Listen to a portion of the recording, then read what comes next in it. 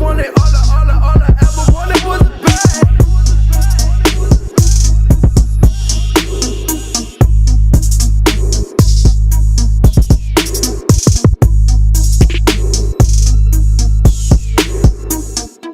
Pop News Uncensored, you are now. For someone who I walking from this book seems to care a lot about what people think. How were you able, how did Puffy let you write this book? Well, first, it's not about him letting me do anything. Okay. Because, you know, I'm a grown man.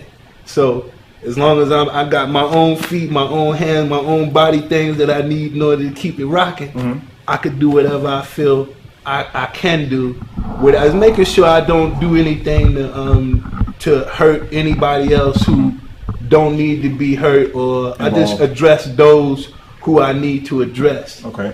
Two is, one thing we always remember is the truth will always set you free. Yes. And one thing about the truth is it can't be denied. And now let's talk about that, because, you know, in your book you talked about pretty much, you know, Biggie, you talked about Tupac, you talked about Mace, and Suge, a whole bunch of other people. From your perception, how bad was the contract between Biggie and Badboy? Like, how much money was he literally being robbed of? Well, you know, Biggie Smalls had Junior Mafia, and Biggie Smalls also had a friend was Undiz. So they were already starting their own record label before Biggie died. Yes. You remember, I believe Biggie was getting into his own Brooklyn Mint, the clothing line and all of that. So Biggie was already on his way out the door. You know, and I just remember the stories like when Biggie would want money from Puff, and like Puff, he would be like, they doing the show, Biggie wouldn't show up to the show until 10 minutes before the show. Yes. You understand? And Puff would be like, where's he at? Where's he at? And then that's how he would get his leverage. Like, Biggie knew that Puff needed him. Biggie, if you break it down and really look at the situation for what it truly is, Biggie Smalls made Badboy. Badboy is Biggie Smalls. You have it on page 105, and you said, in many ways I was in the same spot as Biggie when he signed with Badboy. I was a poor cat who hadn't finished high school, but I had musical talent. Puff was rich. Puff was a rich cat with no musical talent, but also with a stable of mostly white advisors and lawyers who taught him how to put voodoo on his artists. And you went on to say that after Biggie signed the contracts that Puff forced on him, for example, he walked away with only $25,000 to avoid people finding out just how broke Biggie was when he was killed. Puff announced that he was giving the Fallen Stars family several $1 million, but if he had given Biggie a fair contract, Biggie would have had plenty of money to take care of his family forever and wouldn't have needed Puff's one-time charitable donation. That's a very, very powerful statement. And I was like, wow, you pretty much said that, you said what everything we all pretty much thought or we had heard. When someone mentions or alludes to anything about, you know, the rumors about Puffy being gay or any of that, does that shock you, or does that, or is that kind of like a, yeah, I can see that? Yeah, because see, I don't have to actually see two men engage in sexual activity to say he's gay, because gay is a way of life. So I can look at the way you handle your money. I can look at the way you treat people. I can look at the way that you want it to be all about you. So you gotta look at how women are. Women have a certain characteristic about themselves that men don't have. So then you start looking at, yo, why in the world is you the only rich person and everybody else? Like, why is it so much about you? And if you got a artist that just did 3 million records, whoa, and he in the hotel stealing, not only is he a fool, everybody, but he doing what he had to do. Yeah. But the thing is, why is your man stealing? That's not just his fault, it's your fault too. Do you believe the rumors between him and Mace? Now that right there. Hold on. Do you believe the rumors between him and Mace? You know, well, you gotta look at it like this, you know, and I say it best like this. Okay. A person like Mace that comes to Puff that wants a record deal automatically is willing to do anything that he got to do to have that deal, because he asked him for a record deal. So then you got to look at it and be like, you know what, you willing to sell your soul for this shit right here. And if you're willing to sell your soul, you willing to do anything. You willing to do anything. Damn you, Mark Curry. Like, for example, please. They might say, hey, you know what, I'm going to give you $1 million. I'm going to give you $2 million. I'm going to give you $100 million. But before I do that, I just want to take a couple of pictures with you, with your shirt off. and your pants off too. And then you be like $100 million, Or shirt and no pants. Okay, that's what they be doing. Okay, let's do it. Okay. So then now, here go your $100 million. So then now you sitting there with your girl. She got the diamonds and the fur on. She look good. So all of a sudden you see somebody in the background flashing those pictures in that envelope at you like this, telling you to come in. We need to talk to you. You be like, wow, now you got me by the balls. Yes. You understand? Yes. So then that's when a lot of things come in to play too, without me having to speak on other things. When somebody come to you and say, you know, I'm exposed to your people, everything that you done to get this money, you be like, yo, man, that'll make you kill yourself. Now, if you don't know who he's talking about, then I just cannot help you. People were questioning the deal between Arista and Badboy, the affiliation anyway, from jump. Just about, you know, a young black man getting this large chunk of money to start this new venture. It seemed to have been also the catalyst for the downfall of Arista, in a way. When Puff did No Way Out, that was right after Biggie Smalls died. Matter of fact, on Victory, you had Biggie Smalls. It was The Sun Don't Shine Forever, but it's in the commission we asked. So Biggie just died. Then he had Mace on the album too. So this album sold, what, 7 million or 11, one of the 2 million records. So then now he back negotiating, and they thinking that he gonna sell this many records again. So he goes for a big budget. They give him a big budget. I think he came out with what was the album, Forever. The first single was P.2000, which was easily with forgettable. Hurricane G on the beginning. Yo, Puff, that album bricked. Cause then, the album bricked. It did. So when that how much did it sell? Do you know? I don't even. The album was so terrible that they won't even mention it. In the book, you make a claim that pretty much the actions of Diddy got Clive Davis fired from Arista Records. That's pretty much a claim you make. That's because the way that money went. Yes. Like, and you're not recouping. Like, we need this money back. So then now you see where, you know, you got an inside person that's working with you that says, you know what I'm gonna do, I'm gonna slide you $100 million. I just need you to kick me back. You go do your thing. So you don't know what kind of deal him and Clive Don made. You understand? But he understand that he gave him that much money and he works.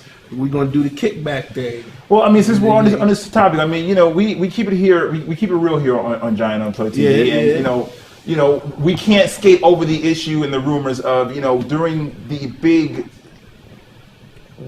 Diddy takeover, the Badboy takeover, you know, there was rumors about Clive and Diddy. You know, there was rumors about, you know, how does this young guy get, you know, this large amount of money? And, you know, there's, you know, both of them could be argued to be legendary in the industry for, you know, an array of things.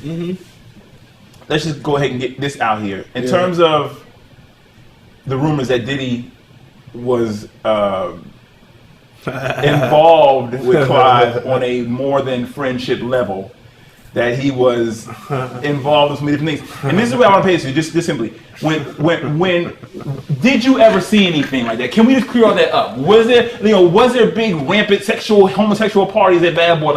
Like, what exactly went on, and where did all that come from? See, these kind of things you won't see, you won't know. That's like a phone call you get on the phone from your girl saying, "Come over here, I want to see you." Okay. And you won't tell me.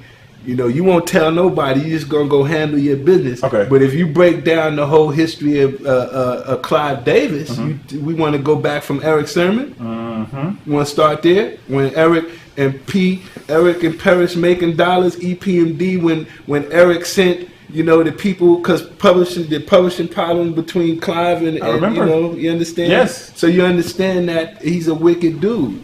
I've been hearing from him about how he gets down for so long that then you already knew that Puff was one of his puppets. Exactly. That was happy enough to stay. Totally out the picture. Mace, he turned to a pastor. Loon, he was later on in the game, he turned to a Muslim. Yeah. Shine is in jail. Black Rob is in jail. Young Jacques just actually got released from the label. But he wasn't happy with being signed to the label because he was signed through Block Entertainment. Badboy signed Block Entertainment. So then you just figure, like, if you wanted to talk to them about your deal, like, hey, I need to go to the studio. They say, talk to Block. You be like, hold on, man. Am I signed to Badboy or am I signed to Block? Well, you signed to Badboy. Well, then if I want to talk to you about why I can't go to the studio, how come I can't talk to you? That's Say, that's because his you argument. signed through Block. Yeah. So you say, well, who got the money for the studio? Say, Block got the money for the studio. Why does he have it if I'm not signed Yeah, to? why he got it? Like, so then you look at Block and you say, Block, what's the deal? What's the deal with the money for the budget? And Block say, talk to Puff. So then you be around back we at go. Puff. You go in this circles like, hey, hold on, man. Around and around I we think go. y'all playing me for one, right? I never been to the studio, amazingly. I never been to the studio to mix down one song, and no producer that ever produced a song for me ever been paid for a track. So that just lets you know exactly how screwed my budget was. The parent label that Puff is signed to might be Universal at the time, or Warner, who he's with. They didn't actually give you $300,000 or $400,000 to do what you want to do with the money. Yeah. They gave you that money so you can Allocate it to your mature artists. my project or grow it, right? And then you not doing it. So it was like, I call it stealing. You know what I'm saying? And to me, that's when the robbery comes in. It's like, yo, if you rob me without putting a gun to my head. I'm coming to this studio every day. My mother and father is alive, and they know I'm here working with you, and they're happy, they're proud, because they know that I'm doing something, and you actually robbing me. You're not giving me what the people gave you. So you figure out of the 2.1 they give Puff, he's gonna go buy him a new Bentley or something. And you'd be like, wow, where did this Bentley come from? No matter what side of the fence you're on, whether you're pro Diddy or against Diddy or don't have an opinion either way, everybody agrees that he definitely did Shine wrong. Definitely. That was the most ultimate and blatant disrespect and disloyalty that you can prove to everybody. Because I'm sorry, just looking in your book, you talk about how you met Shine. You talk about, and people don't know this. You talk about how Shine's parents and his mother, asked Diddy, or pretty much said that they'll only allow this if Sean, Mr. Combs, takes accountability and be his parental, basically, his parental unit while he's doing that. And clearly that didn't happen. No, Shine used to be in the house with me. Shine had became like a younger brother to me. Like, to this day, I still love Shine. Like I love my little brother, because it was me and him lived in a house together, and I was the older one in the house. So I'm like, yo, what you doing today? He was like, yo, Mark, I want to go get a car. Can you come with me? I'm like, yeah, I could come with you. I went with him to get the car. Then you could see Shine's. He wanted a 600 that day. He wanted 500. You told me, and you also told me how quickly you talked about how quickly he destroyed it. But he know how to drive. Of course. What do you think that he's going to do about him being released? Is he going to stand by him? Do you think, is he going to have a check waiting for him? Is he going to have a card waiting for him? Is he going to have a thank you? If he do have a check waiting on him, I don't think that Shine is going to. Shine probably made enough money just off of who he is now that I don't need to take your money. I would not take. Matter of fact. But isn't he being sued specifically? Because I think that once didn't the families of the people who got shot in the club were coming after that money he made because you can't benefit off your crime? Wasn't that like a legal issue at some point? I'd look into that. I'm gonna say this though. I recently heard Shine say that who is Diddy? He don't exist. Wow. Interesting. Okay. So when he comes home, I don't think that Puff can have anything to do with him. With the unfortunate passing of Shake last year, rest in peace, absolutely. And and everybody has such a great respect for that man. Like, it's one of the things that, with all that you've heard about Shakir, I never can say I heard anything bad. Now, we've heard talk, but I would say I heard anything bad. Nah, never. Now, what is your take on his alleged suicide? I'm not sure that was confirmed or whatever. His passing. What is your take on that, and how deep does that really go? Something really was bothering Shakir, and it wasn't. A lot of people say that it was the stress from the job. Shakir went to Morehouse. First he worked with Noontime, and then he went to Hitco. So I seen his incline. He didn't have no reason to be stressed about no music. I can walk away from this today, so it ain't gonna be the stress from the job. Okay. It wasn't my wife was cheating on me or my daughter or whatever. It wasn't that. So Okay. we're gonna outrule that. Matter of fact, when it first happened, my man who's in the book, V, was one of the first people that was there, and I'm talking to him on the phone, and he was actually broken, shaking all the way up. Like, Absolutely. why did Shakir do this to us? Right? I'm like, what happened? I'm like, yo, tell me, yo, what's going on? And he was like, I don't know. I said, yo, Shakir just ain't gonna kill herself over anything. You know what I'm saying? So then when it happened, you break it down, and then you realize that something, his wife said it best, and everybody has to pay attention to the words, because words mean a lot. Absolutely. She said, I can't quote it word for word, but I could get it close. Shakir was not himself these past few months before he did this to himself. What could it have been? What could it have been? Obviously, he did something that wasn't supposed to have been done, and somebody was going to remind him about what was going on, and he was like, if you put this out, my wife is going to know. My kid is going to know. I heard the actual truth. What is the truth? See, the truth, like they said when they told you, Come on, it'll set you free. Say, It'll set you free. The truth will set you free. Well, the truth is basically, if you look at what his wife said, Yes. his wife said it, and we're going to leave her words and let her words be the last word that represent him, because we're going to owe her that.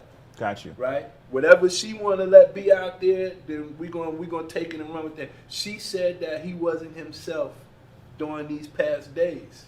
Do you think that we'll ever know? Yeah, we do know now. Well, no. I mean, when I say we, do you think the large portion of people will know?